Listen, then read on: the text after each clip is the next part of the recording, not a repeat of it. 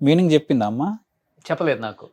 ఆ మీనింగ్స్ తెలవక కొంతమంది అసలు ఏం సాంగ్ రా నాయన వినడానికైతే వినసొంపుగుంది. అసలు మీనింగ్ ఏందంటే ఇది మన కరీంనగర్ సైడు, నిజామాబాద్ సైడు, ఆ!